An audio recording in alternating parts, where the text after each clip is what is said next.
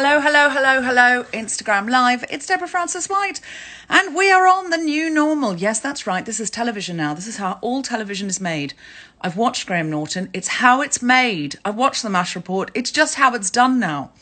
As always, the new normal from The Guilty Feminist is sponsored by Diet Coke. Diet Coke don't know that, but we're hoping that they're going to see it, give us £10,000 as a joke. Because they'll get a lot of free publicity for doing it. Many feminists are fueled daily by Diet Coke.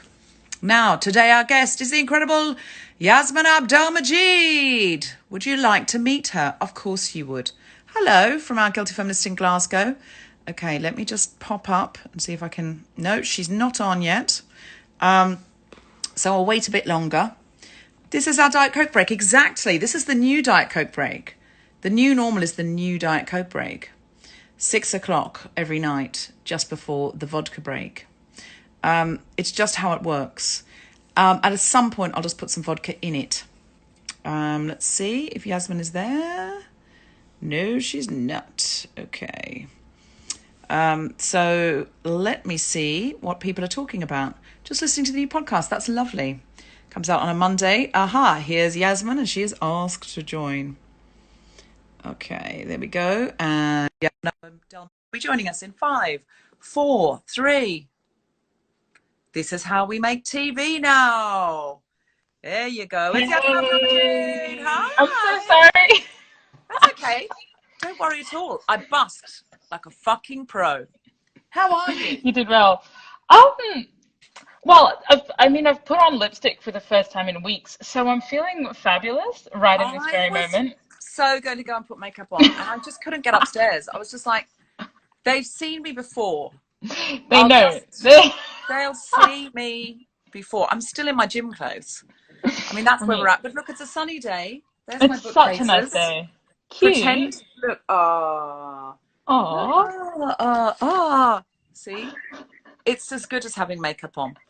Yassmin Abdel-Magied, the first question that we ask on the new normal is, how the hell are you in this weird quarantined lockdown world?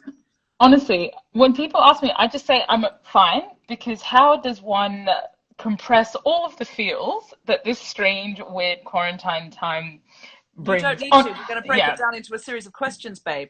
I have weird dreams all the time. People are asking about that. Maybe I need to add a dream question. Can you tell us about a dream you've had? Oh God, the dream that I had last night was super weird.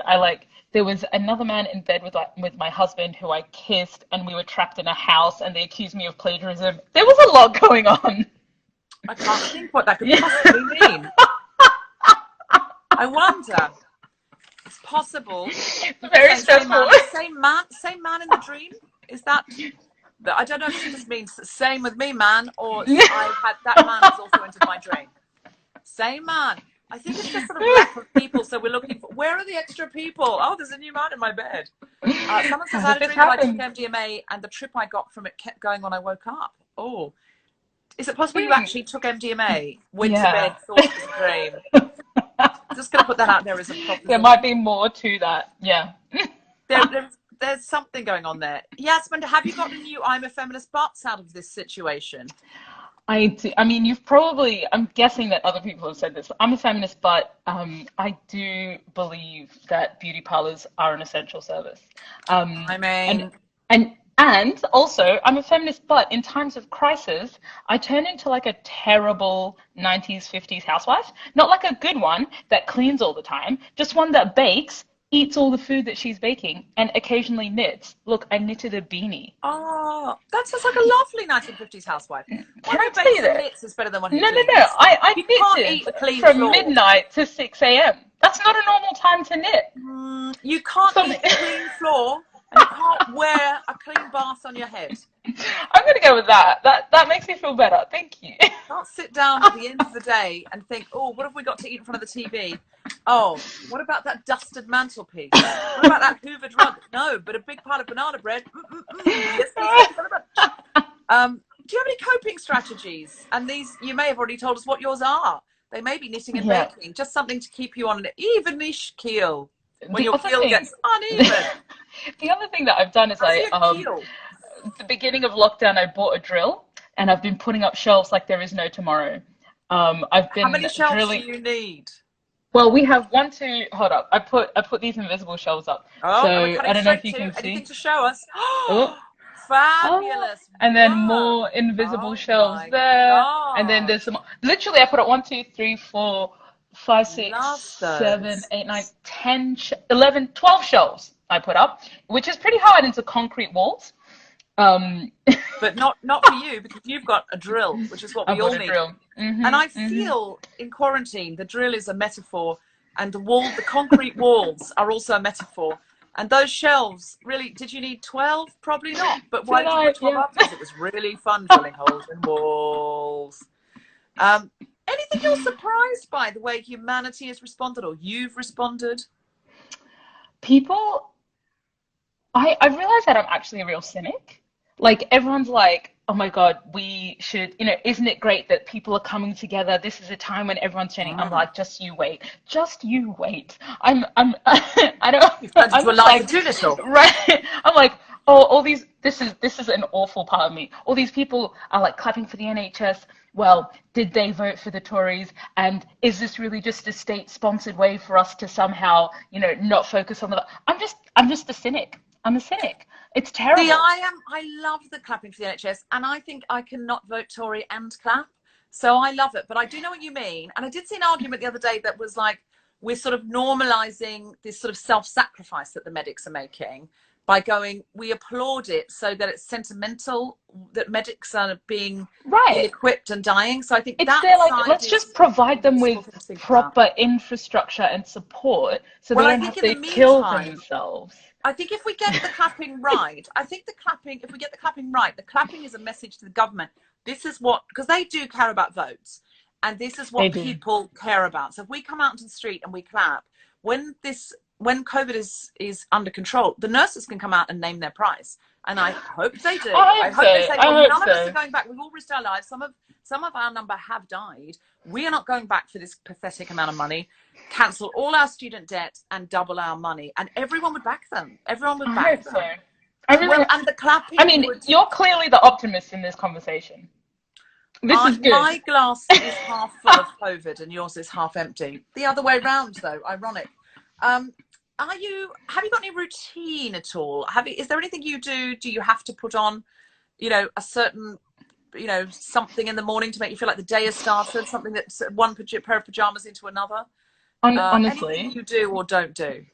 so the reality is that I have absolutely no routine, and I know that routine is probably good for me.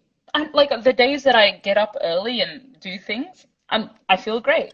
But really, I think I've moved more into a night shift mode, right? So I, Mm. I wake up at around 11 to noon. I have a shower in mid-afternoon. And what I'm telling myself is that I'm preparing myself for Ramadan, because Ramadan starts at the end of the week and, the days are very long. So Ah. that's what I've been telling myself for the past month. I've been preparing for Ramadan by shifting my clock, Nice. Well, completely.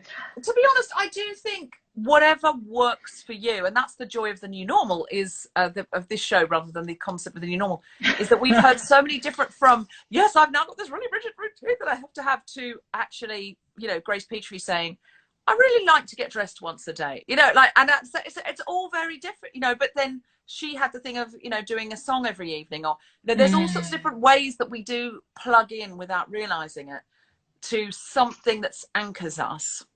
I know that if I don't leave the house for 4 days in a row, I start to get grumpy about things that are really Mm. not worth getting grumpy about. That that is definitely some, and and the person, my husband has to deal with it. I don't have to deal with it. And I think also this is the first time I've lived in this context with somebody else. I would usually be by myself, and I can kind of handle being Mm. by myself. But when you've got to manage your emotions and how you treat other people, Ugh. then you've got. Which brings me to intimacy, sex, touching.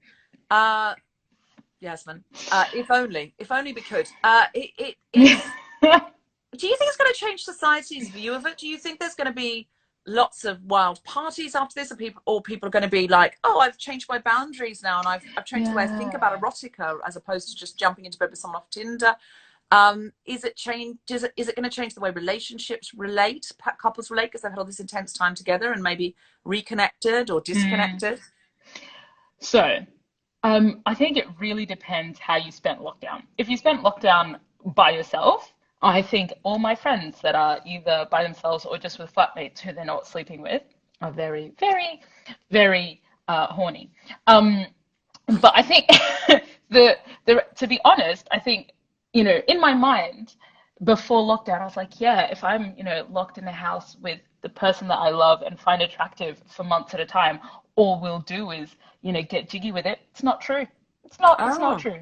I mean, what really annoys me is that everyone expects it to be true. Everyone's like, oh, you must be getting jiggy with it all the time. I'm like, well, I know I think that is because it's your honeymoon. Well, it should be my honeymoon, and maybe it's because the fact that it should be my honeymoon, and I'm like, my little apartment is not Zanzibar. I'm not on a beach in, getting my tan on. My apartment is not Zanzibar would make a good T-shirt. Every day on the new normal, we have the brilliant Hannah from the merch store. She creates an on-demand T-shirt, so there's no waste. And the profit goes to the artist who said the thing. So it's always a catchphrase. So you've already got a candidate there, Yassmin. My apartment is not Zanzibar. My little apartment is not Zanzibar. And a lot of people would relate to that right now. So you're meant to be in Zanzibar on honeymoon. Instead, yes, you are we are in a very small, it's a cute apartment, but it's not an apartment that's it's a tiny London Shoreditch apartment. I've got my friends living in Australia have great big backyards where they're doing things in their garden. The only thing we can do is try to make our plant not die. And we're failing. We're here all the time and the plant is still dying. And I'm like, what do you need from me, Fern? What have I done wrong? This does sound like a dream honeymoon for your husband. Just you weeping over a fern. What do you need from me? You're still dying. I've misted you enough. It's not Zanzibar. It ain't Zanzibar. We've called it the home moon. We're on our home moon. Actually, do you know Esther Perel? She's a couples therapist, and she's got a couple of great TED Talks. She's doing this thing at the moment where she's got a talk every Wednesday. And she talks about couples and families in lockdown. And she's like, part of the challenge is that all of your your romantic self, your work self, your home self, all of these selves are collapsed into the one space. Yeah. And so we have to kind of recreate these boundaries. And so my partner and I have had to go through the process of being okay, during the work day, the other thing is he started a new job and I lost all my work. So I'm like, yeah, let's just hang out. And he's like, I've actually got quite a lot that I need to do right now. So he's being work husband self, and you at 6 o'clock are you doing your? I mean, God, this is so Mad Men, isn't it? Are you sort of going, let me fix you a cocktail? Literally, you're a bit bored of not having any work. And also, can I just say, my dad was like, Yasmina, need to diversify your income sources, it's going to be really bad. And I was like, Dad, I got married, and that is my I'm a feminist part. Wow.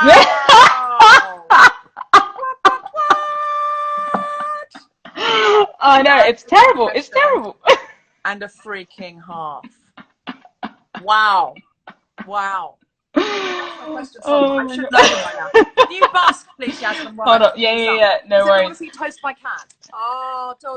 Adorable. Yeah, no, I think it's the collapsing of different selves and trying to figure out can I be romantic and clean at the same time? I mean, maybe that's a thing that works for some people. I just don't know. I think the rules are all off during this. Yeah, it is a bit wild. I think we've been thrown into. I mean, you happen to have been thrown into a very gender non-binary time, because if you were the one with extra work and he was on with no work, you'd find that would be flipped.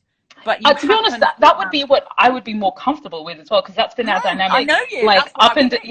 That's why it's been a I can swear, right? It's been a head fuck, because I'm we're broadcasting on Her Majesty's internet on Her Majesty's birthday. Swear away. There's been swearing on here before. I'm the one that's literally to underscore how different the dynamic was before the lockdown, my mum said to me when we were like in preparation for getting married, she's like, listen, Yasmina, you're gonna have to realize that you are the breadwinner in this relationship, and so just be aware of this dynamic and blah blah blah. So like that's how we came into this, and all of a sudden I have no money and no income. Wow. And our Hoover broke, our vacuum cleaner broke, and I was like, babes, can we buy a new vacuum cleaner? And he was like, oh, is that one a bit expensive? And I was like, oh my God, you are Betty Draper. I couldn't. I was like, and then I had a huge breakdown over the fact that, speaking of like, low moments, I was like, usually I'd be allowed to make every decision about my finances. And the fact that you're telling me that I can't spend this money on this Hoover, which is amazing, and I can hang it to the wall. And it's also the fact that you want a Hoover, I'm finding very disturbing. The hill you're dying on is Hoover Hill. Oh my God, yeah, it's grim. It's that grim. brings us to low moments. Have you had a low moment? I ask this of every guest because it makes everyone else feel more sane when we hear about your low moments. Now, clearly crying over not being able to have the Hoover of your dreams to your new husband / breadwinner. I mean, it's not how I see you. It's not how I know you. I know you as like fierce, independent woman. I know, literally. You're married, much less.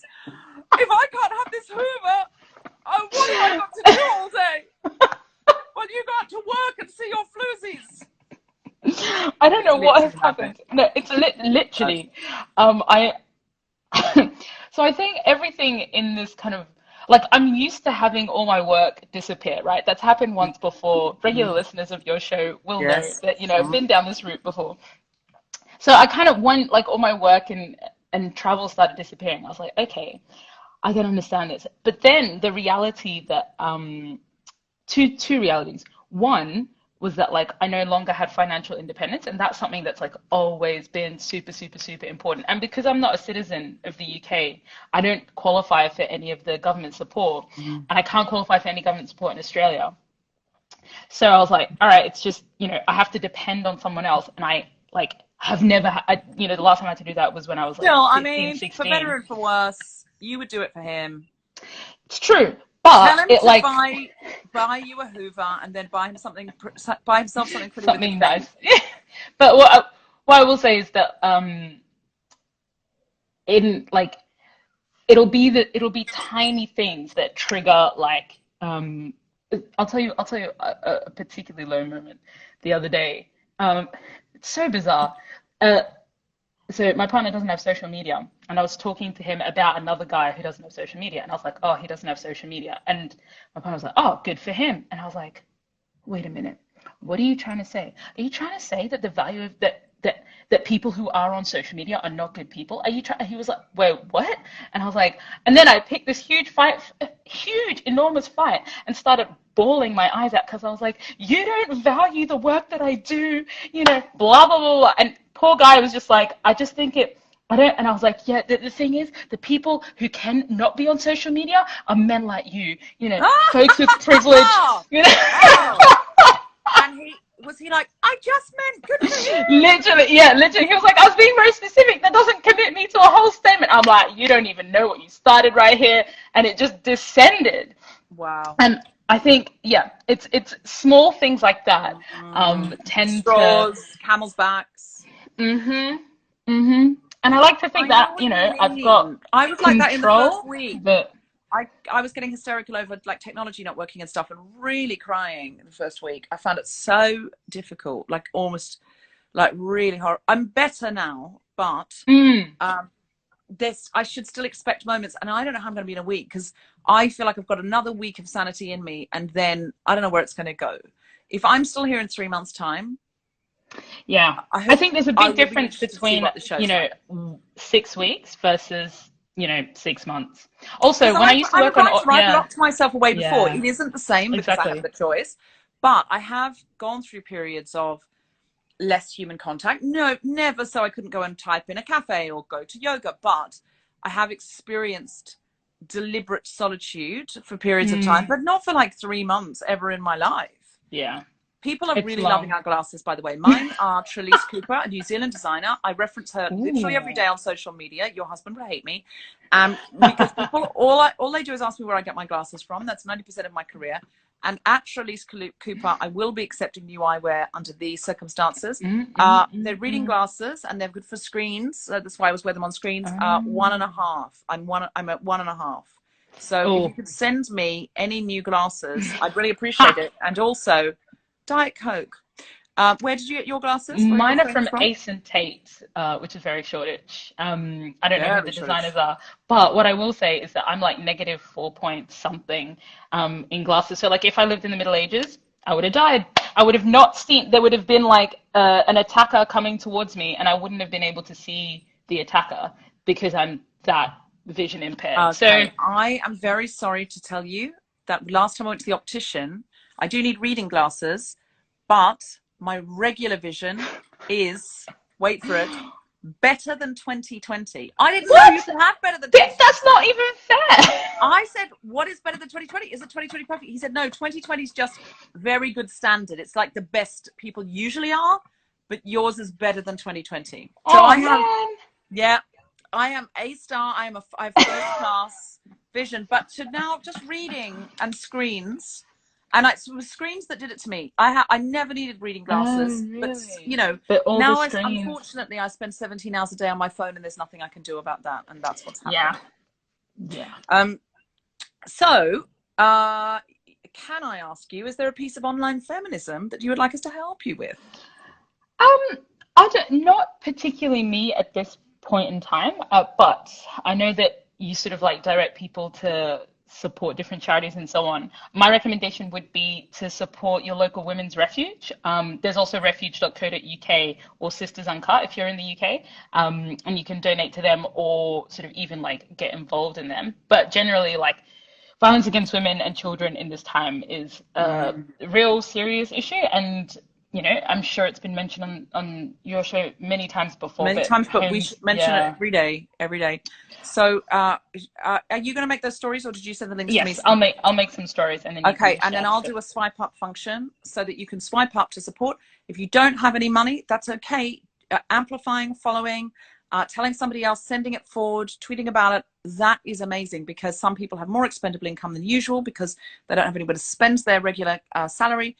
And they will support. So, and just, what, if you work for Refuge, or if you work for, or if you're part of the collective of Sisters Uncut, and you just see loads of people on Instagram and Twitter atting you, recommending you, what a lift and what a boost in what you're trying to do. So don't think it stops at money. It really doesn't. If you don't have any money, that's absolutely fine.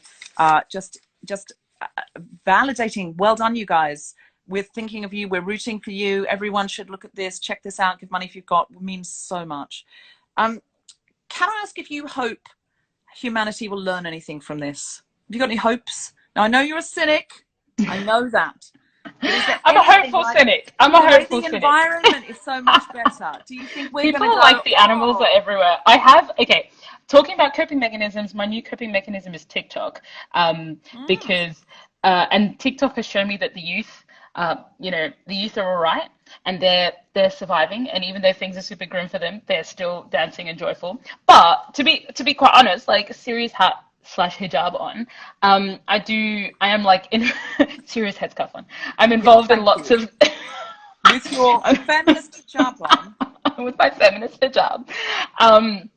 I think I'm involved in quite a lot of conversations with people who are like interested in capitalizing on this moment. So I think there's definitely there are a lot of people thinking. I do think it's a contest of ideas, right? Like, there are folks that are like, this will be an opportunity for borders to be closed. The sort of the authoritarian nature of the lockdowns and things like that are really worrying. So that's one side. But on the other side, there's like, well, actually, there is this space for people to think about a way that things could be better. There's an opportunity to be like, hey, actually, the government does have a money tree. They can be printing out tons of money and supporting us.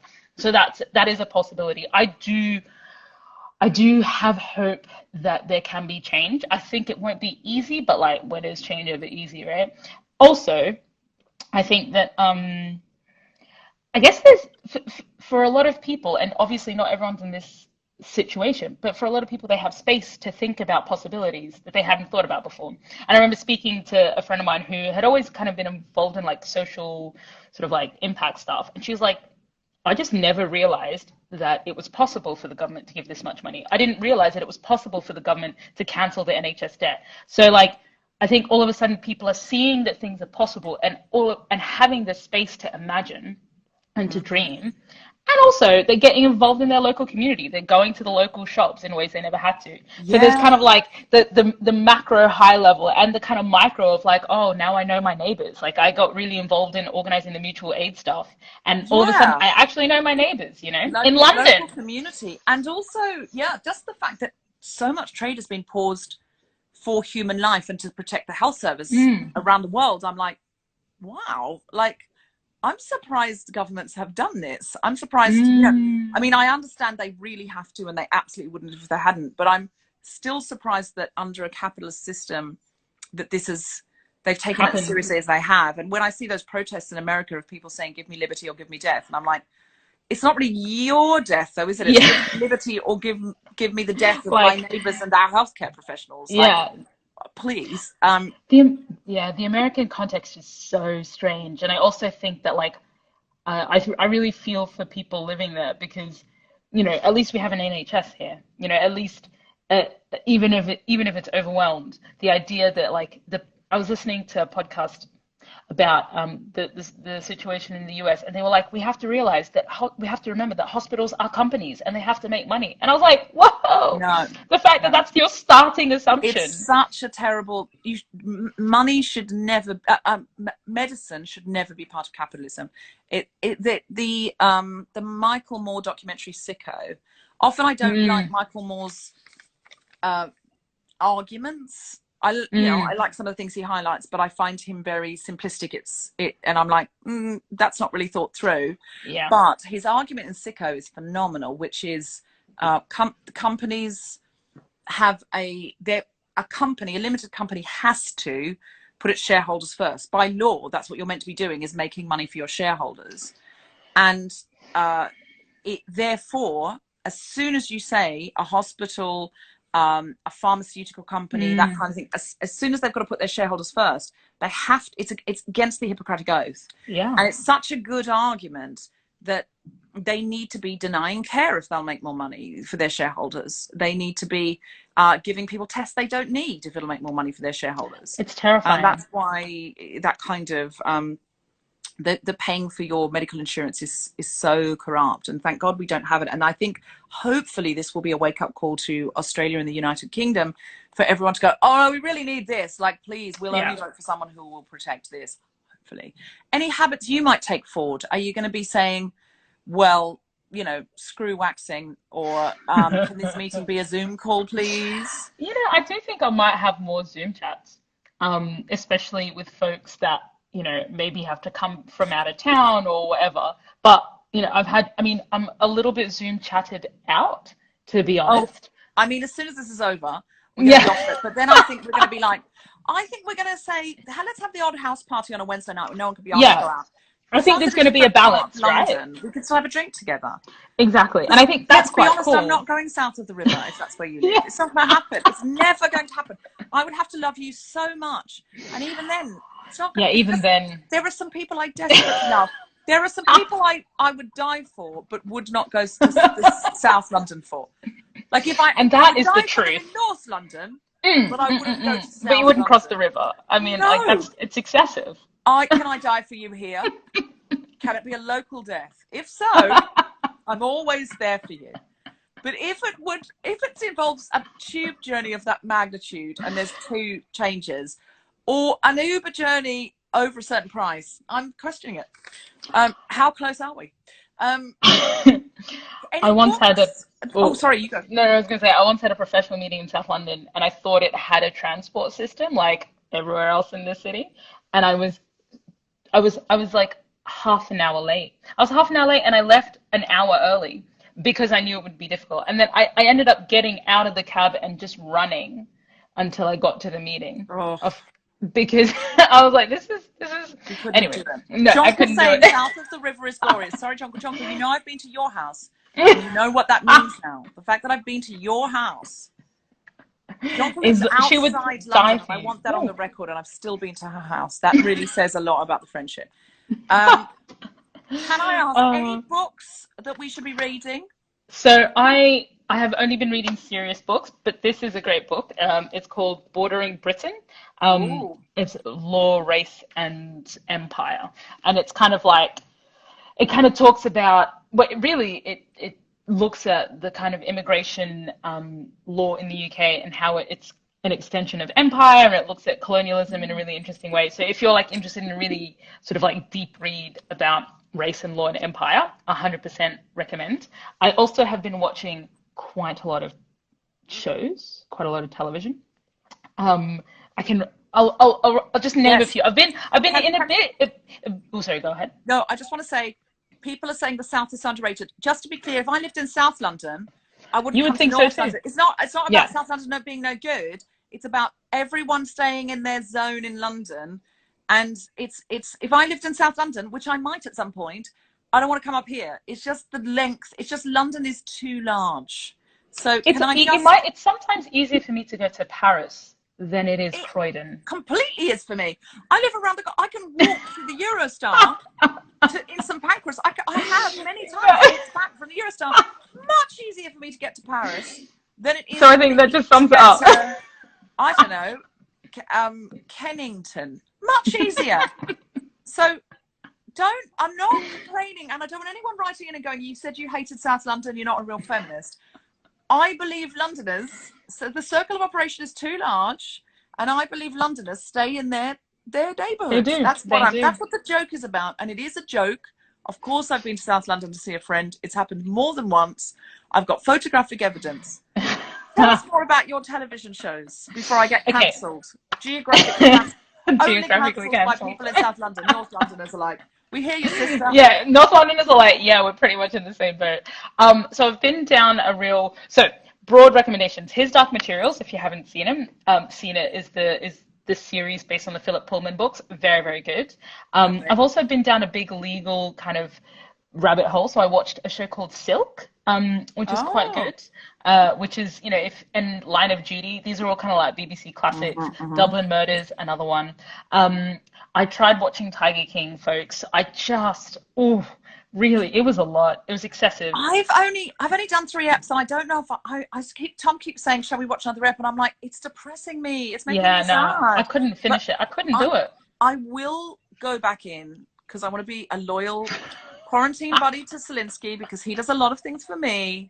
I Oh, will go back that's in with sweet. Selinsky, but I made him stop so we could watch Unorthodox. Oh, I haven't watched Unorthodox yet because I So read. good. Is it? Okay. Well, because also it's like I wasn't sure if it would be if religious communities and shows about religious communities are a bit depending on the type of religious community. I'm like, are you just trying to be mean or is this really representative? It's a challenge. I Oh don't no, really know. it's based on her memoir. It's based on Deborah's Oh, is it memoir. actually? No, it was about her getting out of a very particular sect Oh, inside of a community in Williamsburg, and it was about her personalized experience. And she then was absolutely there on set and consultant on the television show. She didn't write the really? television show. She's not a TV writer, but Mm. no, Oh, it was big no, recommendation it then. was completely. But Mm. also, they got people who had been in that particular extreme Community. version of Oh, that right, right, extreme right. sect, and but also in the making of, they're very good about saying this particular sect is they're the children of and the grandchildren of Holocaust survivors, and so Mm. it's grounded in trauma. So Right. there are Okay. and also what I loved about it is that you have feeling for the men as well. It's not just like men oppressive, women Yeah. oppressed. It's much more about the power structures and Okay. the lack of education about certain things like sex. I really think you'd like it. Okay. I'll definitely check it out. I see somebody has written Killing Eve new series. I'm so here for Killing Eve. I have. I have little watching parties with Killing Eve. Um, Nice. also, if anyone hasn't seen This Is Us and you want to cry every episode, at a really touching human story, This Is Us, I cannot highly recommend more. I I'm also, sure it's a weepy. yeah, yeah, it's so weepy. The Split is another kind of like legal drama about a bunch of divorce lawyers. My partner couldn't watch it because he was like, "This is so depressing. We just got married." Um, Oh, fair, but fair. but That was his but tiger king. Just like, yeah, no. exactly. Um, and there's some amazing recommendations there. And finally, Yes. if they said end of quarantine now, what's the first thing you do? What are you Get on a desperate to do? plane. I get on a plane. I know. I was thinking about this, and I was like, I'll go get Poor a Greta coffee. Thunberg. I know. It's terrible. I hope she's not watching. Greta, if you're watching, she doesn't mean it. I just like so many of my friends live overseas, and my family lives overseas. Like, and I'd probably, I think, I'd also really like a nice oat flat white, and to sit in a cafe and to just Yeah. like be surrounded by people, just getting almond croissants. Um, Mm. but then I would probably get on a plane and Well, look, what I said at the last Guilty Feminist we recorded live is get on a plane to see people you love. Don't get on a plane to see people you're indifferent about. Don't go to a conference on key performance indicators. We can do that on Zoom. But if you love someone and you want to hug them, like I'm desperate to go and see my mum in Australia and hug her and be like, we're both still alive. Like I'm desperate and I can't do that right now. And she's not sick. Touching wood, but of course she's elderly and she's not allowed to leave the house. And, so it's frightening. She's living on her own, yeah, and she's being so yeah. amazing about it. She's being so amazing about it. We talk every day. She's so cheerful, but I am, but what I'm going to do is really rethink why I'm getting on a plane now. I think that's fair.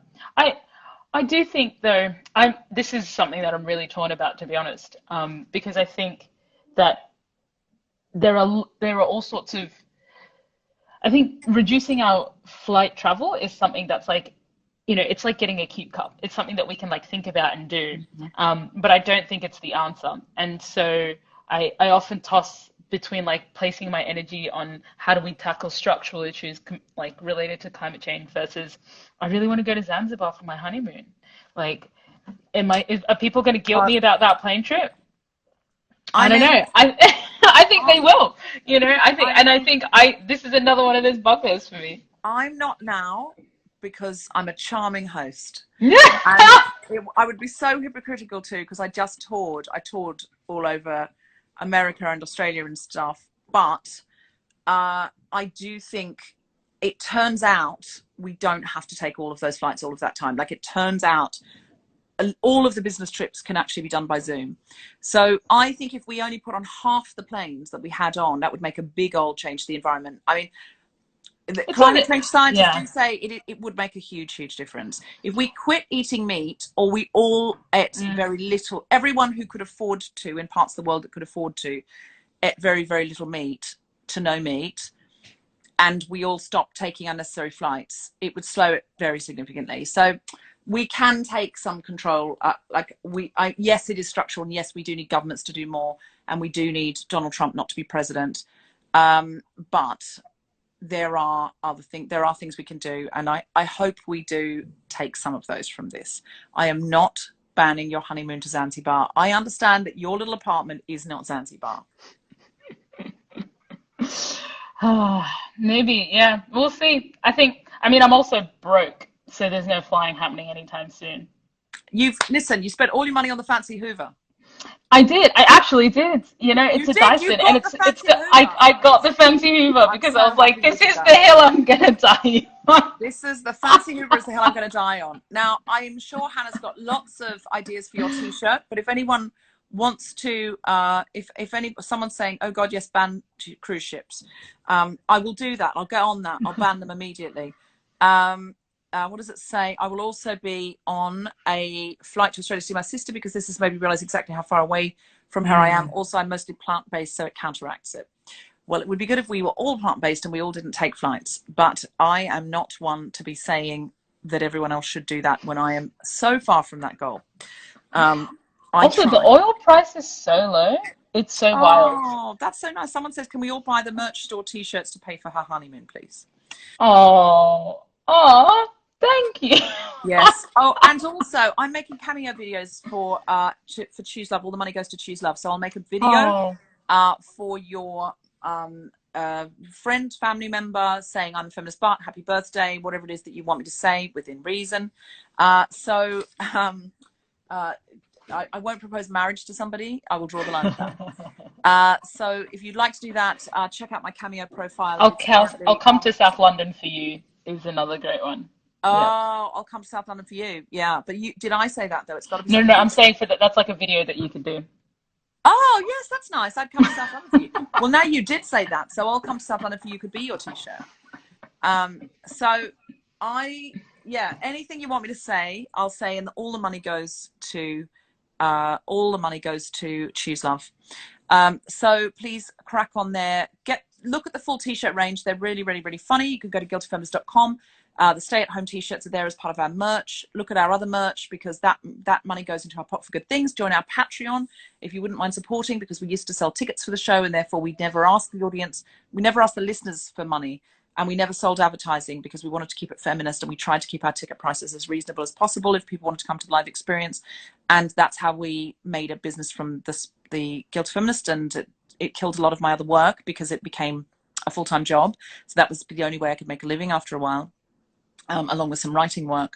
And now, of course, that model does not work because getting people into rooms at the moment is full-on illegal. Someone says the cameos are brilliant. I had one this week. Thank you. So if you could donate to our Patreon, that would really help us out. Anything else you want to plug, Yassmin? Anything you want us to look at? Go to?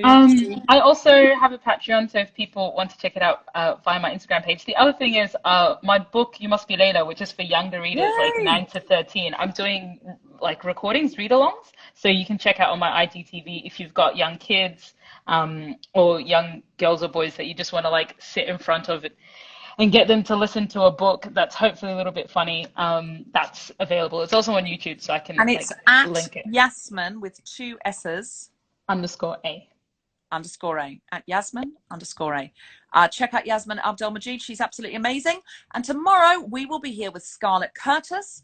And on Thursday, we will be here with Jamie Windust. And on Friday, we'll be here with a very special guest who's making visors for the NHS and wants to tell you all about it with her art and technology students. So tune in every day this week. Next week, we've got Sarah Barron. I'm organising various Derry girls who've said they'd love to come along, but I don't have any dates or specific Derry girls. I love the Derry girls. I love them so much. I don't want to announce yet, but they are. I live for the Derry girls. I adore them. I wish I was in lockdown with them. Oh my God, that would actually, I think I'm gonna go watch the Derry Girls again tonight. There are some shows that you can rewatch. The Derry Girls is there. Okay, that's a great idea. We'll all go and watch the Derry Girls tonight. You've been absolutely wonderful. Thank you so much. If everyone could good luck out there. If everyone could listen to Grown Up Land, especially the lockdown episode. It is an amazing show. You've guested on Grown Up Land, haven't you? Yes, I think so. Yes. Yes. The lockdown episode is amazing. Steve Alley's perspective on that is absolutely incredible about what the parallels between lockdown and being a refugee. It's amazing. He also wrote an amazing article in the British GQ about that and has a monologue coming out on Tortoise. I have a monologue on Tortoise about my quarantine experience, which you can either hear me read or read it yourself. And lots of other things are happening that you can see on my social media and hear about on the podcast. So it has been a delight. And don't forget to support Comic Relief this week. Get involved, watch all the content, and they're doing such amazing work, everyone doing stuff from home. And also donate because Comic Relief are doing wonderful things. Bye, everybody. Bye. Love, Yassmin. Love you. Bye. Love you. Bye.